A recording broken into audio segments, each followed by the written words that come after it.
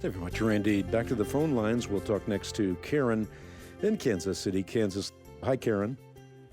Hi, Hank. How are you today? I'm good, thank you.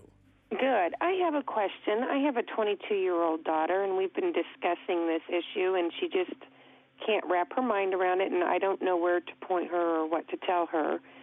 We were driving in the car yesterday, and she asked me again. She said, Mom, if God is an all-knowing God and he knows who is going to come to him, then why would he create people to fail?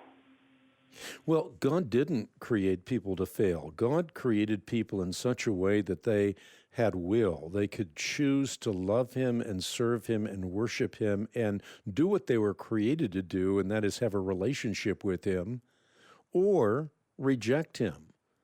And the reason God created humanity in that way is that without will or without volition, love is rendered meaningless. If the only way you can get your daughter to love you is to force her to love you, it's not love at all. It's coercion. Right, but she's saying if God already knows who's going to choose him, she's saying, what's the point? Well, the point is, out of this world will come the best of all possible worlds, a world in which we will forever be able not to sin, a world in which we will have been actualized in our choices. But again, those choices are choices of the will, by which when God reveals himself to us through creation, conscience, and ultimately if we respond to that light through Christ, then we can have a relationship with him not only in time, but a relationship with him for all eternity.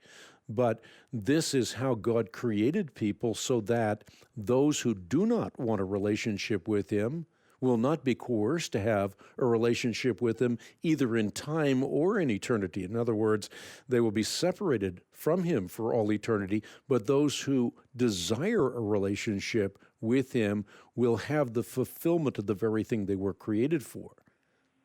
Right. I'm just afraid she's getting into this theology or thinking of reformed thinking and the predestined people, taking that out of context as to what that really means.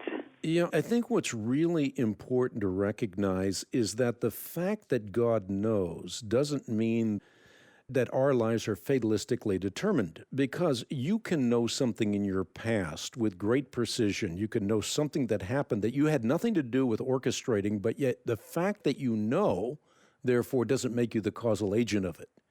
God knows what is going to happen, but that doesn't mean that he is the causal agent of what is going to happen. God is not the author of sin.